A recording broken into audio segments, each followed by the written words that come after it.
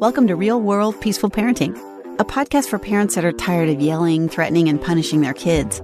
Join mom and master certified parent coach Lisa Smith as she gives you actionable, step-by-step strategies that'll help you transform your household from chaos to cooperation. Let's dive in. Welcome to today's episode. Now listen, I know that parenting can often feel like a juggling act, especially when it comes to managing household chores in 2024 right alongside the demands of work and raising kids. I recently had a parent ask me, "When do you start, Lisa, having children do chores?" She admitted that she feels really overwhelmed working a full-time job, keeping up with all the housework, and raising 3 little kids. So she admitted she often feels the need to ask, or if she's honest, demand on-the-spot help from her kids, that they pitch in and do their part. And when the kids who are little push back, she often feels defeated and then tells herself they're never going to help, they don't want to help, they don't help well, so it's just easier to do the chores myself, which then leads her to feeling more and more exhausted, overwhelmed, dysregulated, and triggered when around her kids. Sound familiar? Are you like, whoa, that's me and I didn't even write into Lisa? I get it. So to answer a question, honestly, there's no rule about the timing of introducing kids to chores. There's no magical age. There's no right way to do it. You don't have to do it. It isn't required.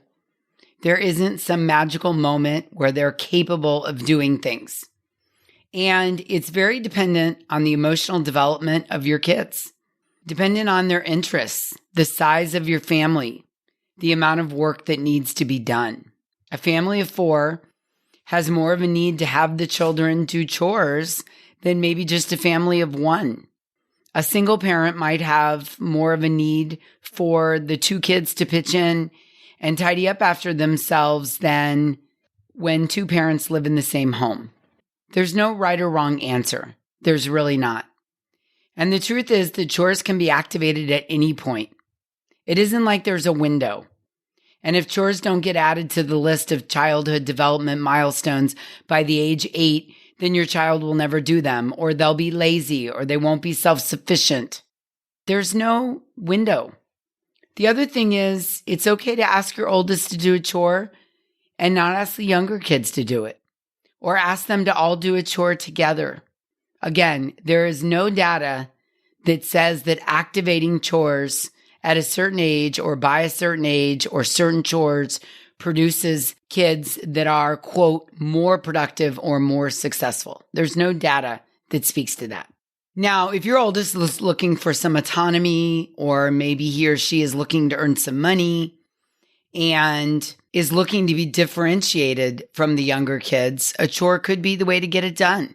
Maybe your oldest is looking to feel autonomous from their sibling. Chores might be a great way to go. Here's the thing about chores. Now, I know some of you aren't going to want to hear this, but it's 100% true. Here's the 411.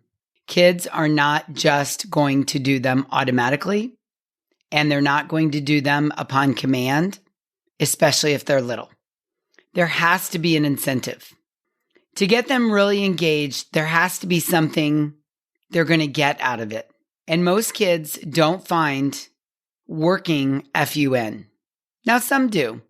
And remember, kids are hardwired for 2 things: capital F, capital U, capital N, and to get their needs met.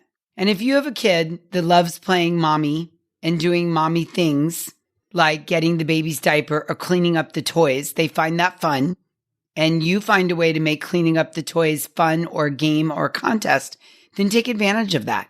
Use that in your favor.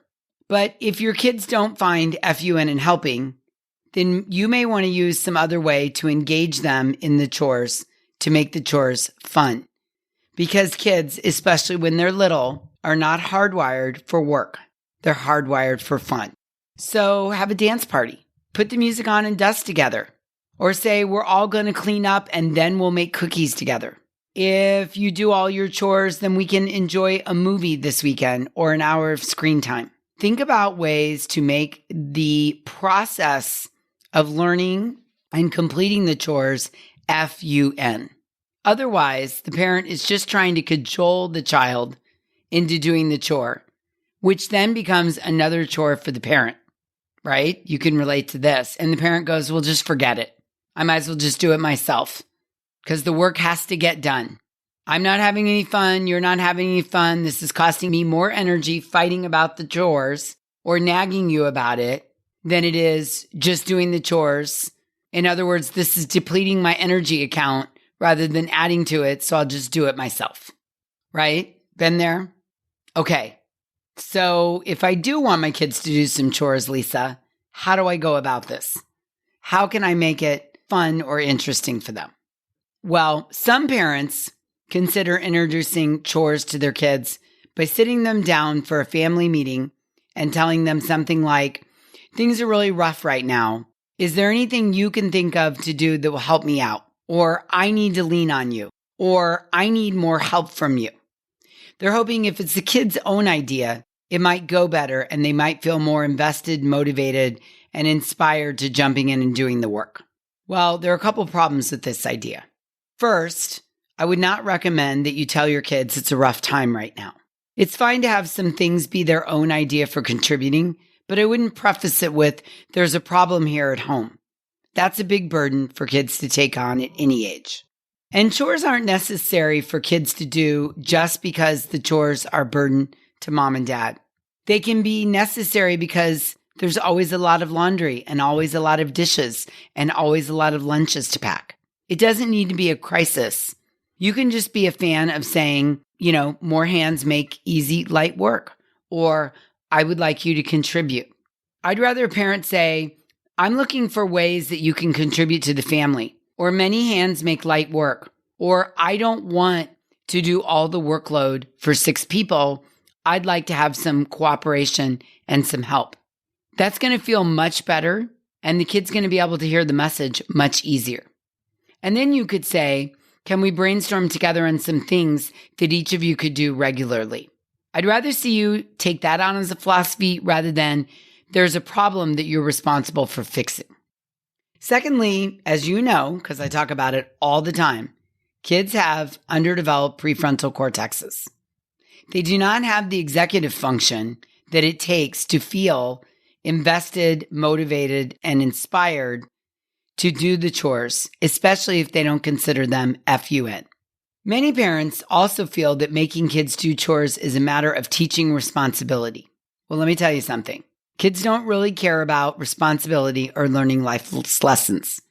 And the younger they are, the less they grasp the concept of responsibility and things like, we worked hard for these things, so you'll need to pitch in and take care of them. The concept of responsibility comes from family conversations about values and demonstrating the values by modeling pitching in and doing the chores, not just spouting out a bunch of words that explain why they should do the work that isn't fun to them. Consider this, please. The life lesson of responsibility is the after effect of doing the chores rather than the precursor to motivating them to do it.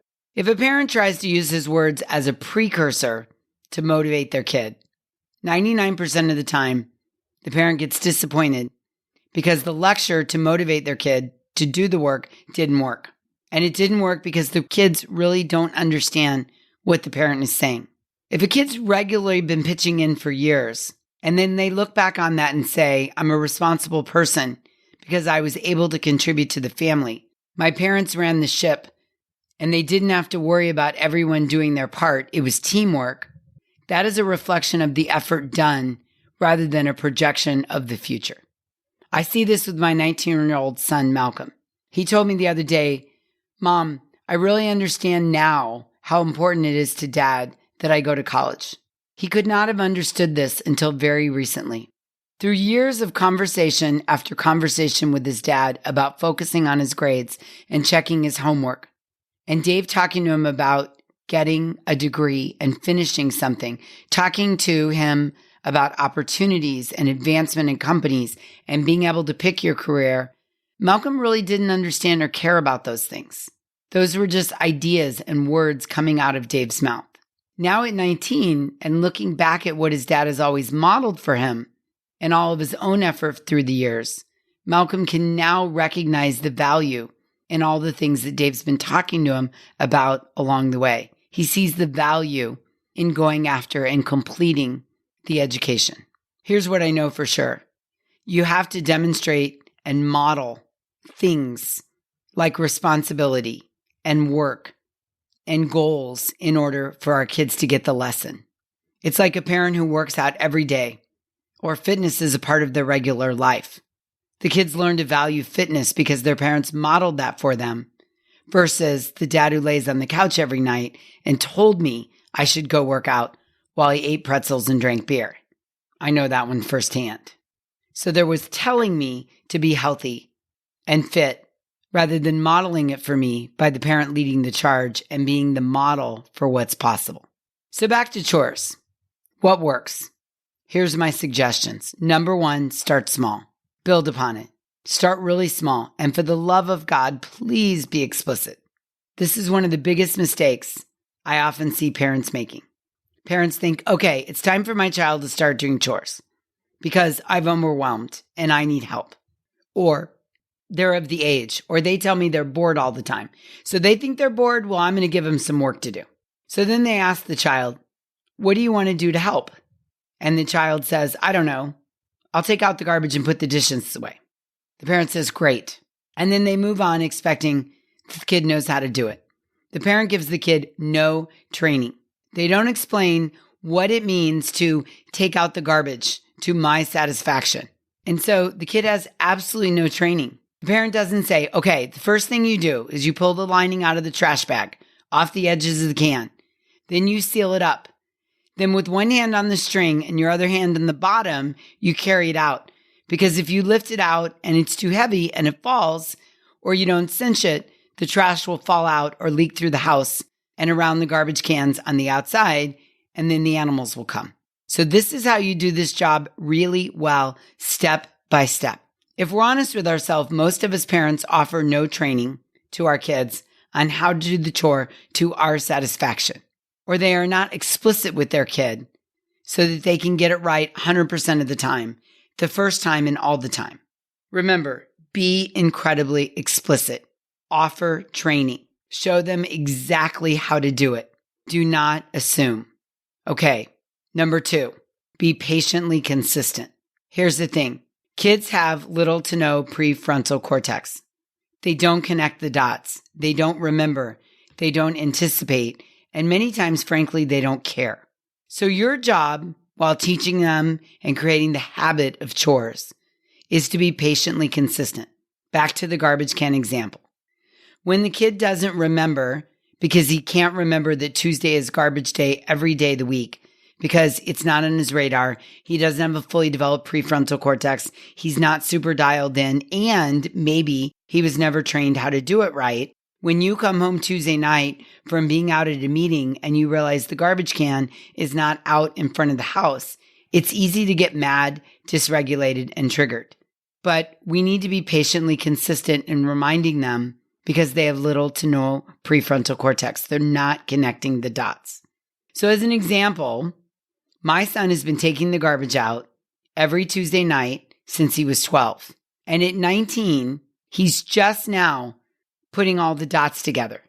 He called me the other day, one day last spring on his way home from school and said, hey, Mom, I just realized today is Tuesday and Tuesday is garbage day. When I get home, I'll put the garbage out. And I was like, yay, victory, victory, victory. Every Tuesday for 8 years, this kid's been putting the garbage can out on the curb. And it took that long for his brain to form the habit around Tuesday's garbage day, I should put the can out. I was patiently consistent with him. Another client of mine told me she would get so mad when she would tell her 14-year-old daughter to do the dishes. The mom would later check and would end up disappointed and angry because what she told her daughter to do in her mind was not completed to her expectations. What the mom realized one day was that her idea of doing the dishes was different from her daughter's. The mom's idea of doing the dishes meant to thoroughly Wash the dishes top to bottom, inside and out, around the rims. Thoroughly rinse each one and rinse the dog food bowl and water bowl. Dry all the dishes with a clean towel. Put all the dishes away where they belong. Wipe down the dish strainer and put it away. Empty the trash from the sink strainer into the trash can. Spray and wipe down all the countertops, stovetop, kitchen table, and inside the sink. Then rinse out the cloth and wipe it down a second time. That's a lot of steps, yeah?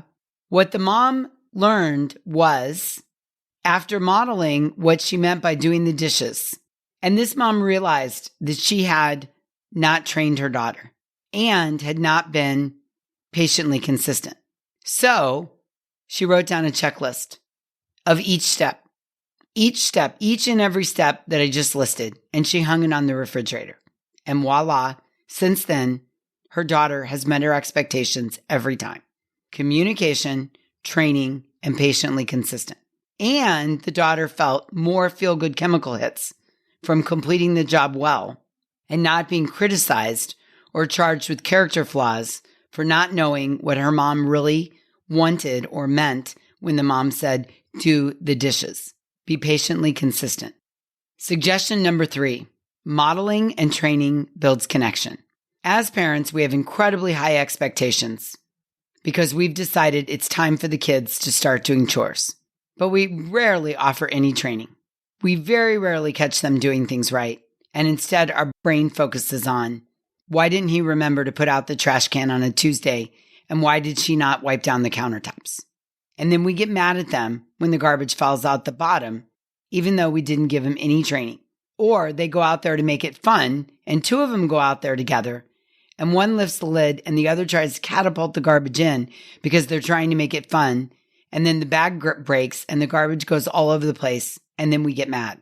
But we've done no training. So they don't even really know what the quote right way is to take the garbage out. And instead of letting them feel a sense of accomplishment from the training, they feel bad about themselves because we're mad at them because they quote didn't do it right, even with no training. I mean, let's be honest here. Most of us, if we bought a Subway shop and we were going to hire a bunch of high school kids, we would not treat them this way.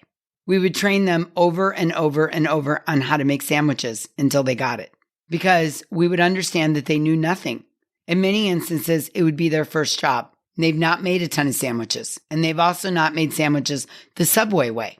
So we would train them patiently until they got it, until they knew how to do it the Subway way to make the sandwiches consistently every time. But for some reason, when we give our kids chores, we just expect them to know how to do everything. Do it right, do it efficiently, do it consistently, and never make mistakes. So please, please, please, let's train them. Let them feel that feel-good chemical hit to their brain from doing the job. And manage your expectations. The first time your kid does a new job, or maybe the second time, they're probably not going to do it well. Praise them anyway. Let them feel that feel-good chemical hit. The first time someone does a job, they're only going to do it well about 60%. But giving them praise for that 60% will help them want to do it 70% next time, and so on and so on. When we keep praising the effort, the more and more each time will feel good, and the better they'll get at it. An 8-year-old, a 16-year-old, an 18-year-old is probably not going to do any job to a 30-year-old standards, or 40-year-old, or 50-year-old. You don't have to make that mean anything about you, and you definitely don't have to make it mean anything negative about your kid, that he or she has a character flaw because they're not doing the chore perfectly. It doesn't mean they're going to be living under a bridge with a shopping cart.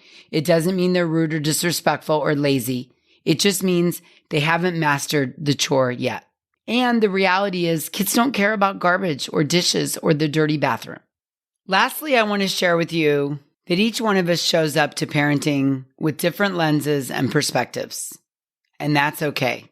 Some of us may feel that the world is going to implode if our kids and other families' kids don't learn to do chores from an early age with a sense of integrity and responsibility. Others of us, on the other hand, may have lived traumatic childhoods with painful memories of having to do slave-like chores for dominant parents who insisted we existed only in order to serve them. And still others may be somewhere in between the two extremes, and that's okay. The tip is to recognize where you are on the spectrum, on the continuum, and acknowledge that you do bring your own lens and perspective to your parenting, especially around chores, and so does your co-parent. And that's okay. Just have an awareness. In closing, I want to encourage you also to allow your kids to enjoy their childhood. We have our whole lives to master adulthood. Build connection, train your kids, model and demonstrate for them, and understand their brains are far from being fully developed. Chores can sometimes be the perfect opportunity to allow our kids to feel that feel-good chemical the brain releases when we feel accomplished, when we feel accomplishments, when we feel good about what we've done. If nothing else, use chores as an opportunity for your kids to see progress, to build self-esteem, to learn how to train and get better and better at things, and then to receive compliments for the effort and the progress they are making. There's a lot of value in our kids feeling good about themselves and getting that feel-good chemical hit from the brain for their accomplishments. Yeah? Awesome. Okay, so to recap, in today's episode, we delved into the complex world of parenting and chores. We addressed a common question: when should children start doing chores? There's no one-size-fits-all answer, I promise you.